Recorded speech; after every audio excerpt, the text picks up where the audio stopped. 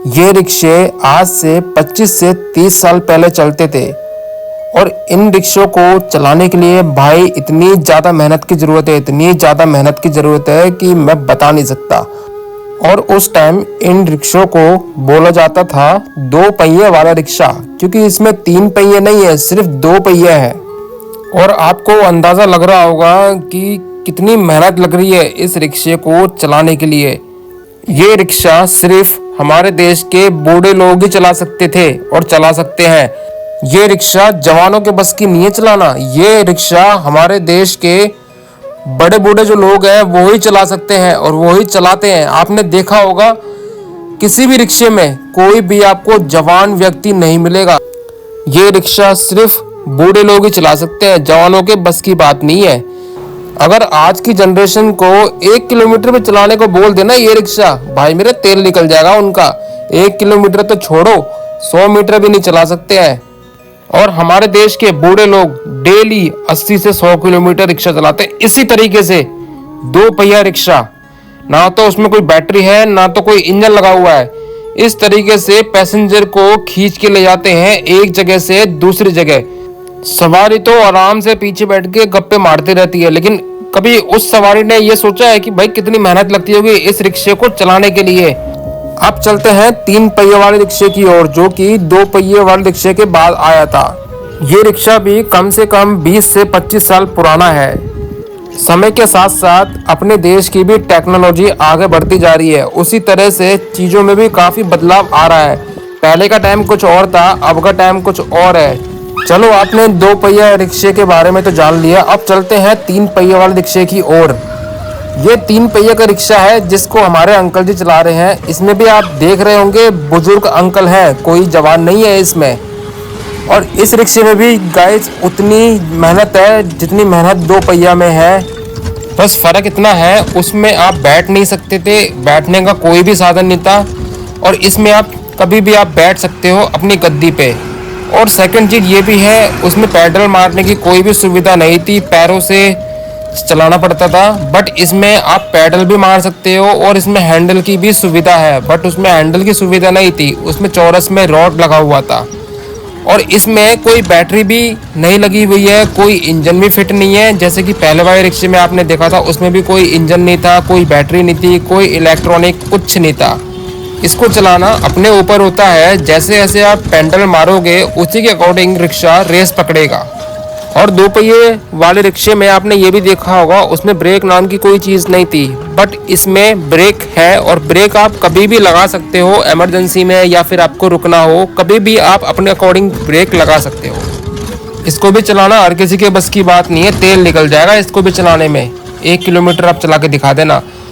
और गाइस मैं ये भी बोलूँगा, ऐसे रिक्शे वालों की ना ज़्यादा से ज़्यादा मदद किया करो।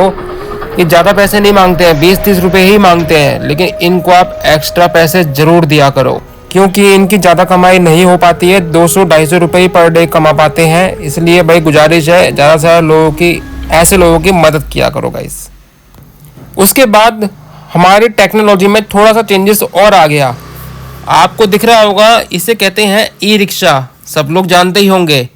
उसमें और इसमें क्या चेंजेस हुआ है, इसमें गाइस पेडल की सुविधा नहीं है। इसमें आसानी से आप बैठ सकते हो और आसानी से पैसेंजर को एक जगह से दूसरी जगह छोड़ सकते हो।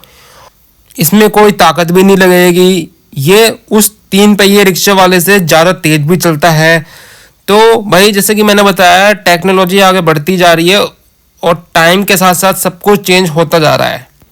और 3 पहिए उस रिक्शे में भी थे और 3 पहिए इस रिक्शे में भी हैं। बट पहियों में थोड़ा सा चेंजेस आ गया है, थोड़ा नहीं बहुत चेंजेस आ गया है। इसके आप पहिए देखोगे, इसके मोटे मोटे पहिए हैं और उसके थे पतले पहिए।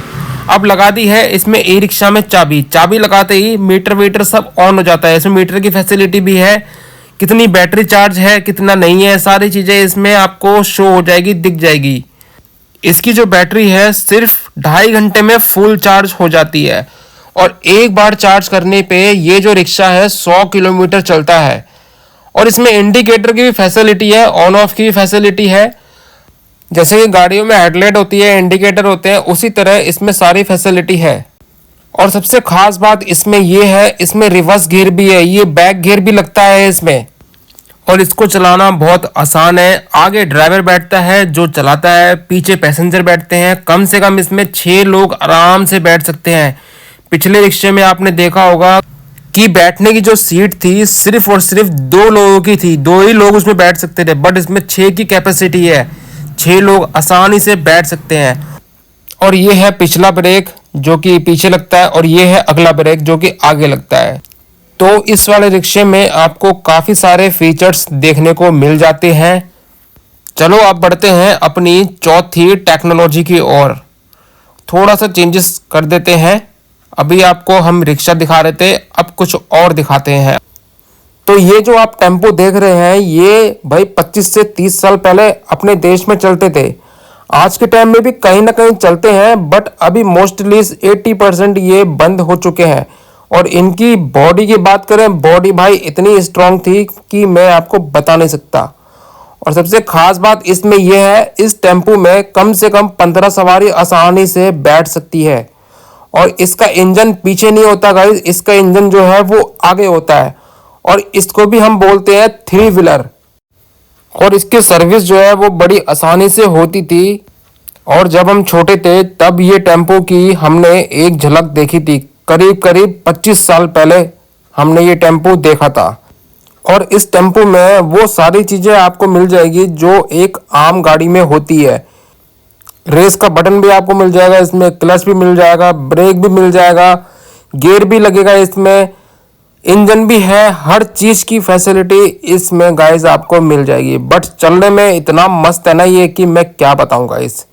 लेकिन एक चीज़ मैं आपको और बता दूं, इसमें कोई बैटरी का फंडा नहीं है कि हाँ आप चार्ज करो और चल दो। नहीं, इसमें आपको डीजल भरवाना पड़ता है तो ही आप चल पाओगे। जैसा डीजल आप भरवाओगे उसी के अकॉर्डिंग ही आप चल पाओगे गाइस। और जब ये टेम्पो चलते थे तो हमारे पेरेंट्स जाया करते थे तो बताया करते थे कि भाई इस टेम्पो का उस टाइम पे किराया 54 रुपये से बोलते थे ना, 25 पैसे वो था। चलो अब बढ़ते हैं इससे थोड़ा सा अपग्रेड लेवल पे। और कमेंट सेक्शन में ये भी बताना कि आपने इन सब में से किस में सफ़र किया है और किस में नहीं किया है। उसके बाद ये नियो ऑटो आ गए। ये ऑटो गाइस अभी भी आपको रोड पे कहीं पे भी मिल जाएंगे। ये अभी भी चल रहे हैं गाइस। अभी तक की सबसे यूनिक जो बात है वो ये है कि सब में 3 पहिए ही हैं। और एक चीज मैं आपको और बता दूं, इस ऑटो को चलाने के लिए और इससे पहले वाला जो ऑटो आपको दिखाया था टेम्पो, उसको चलाने के लिए आपको लाइसेंस की जरूरत पड़ेगी गाइस, और पड़ती है। विदाउट लाइसेंस आप नहीं चला सकते ये ऑटो। और इस ऑटो में पहले से बहुत चेंजेस है। ये ऑटो भगता भी बहुत तेज है। इसमें गियर भी है, रिवर्स गियर भी है, इंजन लगा हुआ है। और ये गाइस सीएनजी से चलता है। और ये पैसेंजर के अकॉर्डिंग नहीं चलता है कि भाई आप सोच रहे हो कि भाई पैसेंजर के अकॉर्डिंग चलता है। नहीं, ये मीटर के अकॉर्डिंग चलता है, किलोमीटर के हिसाब से चलता है ये ऑटो। इस ऑटो में आपको नए नए फीचर्स देखने को मिल जाएंगे, जैसे कि हमारे ऑटो में सीएनजी कितनी बची है, हमारा ऑटो कितना तेज चल रहा है, ये आप चेक कर सकते हो। वीडियो अच्छी लगी तो शेयर कर देना, लाइक कर देना, सब्सक्राइब कर देना। तो जल्दी मिलेंगे, तब तक के लिए बाय।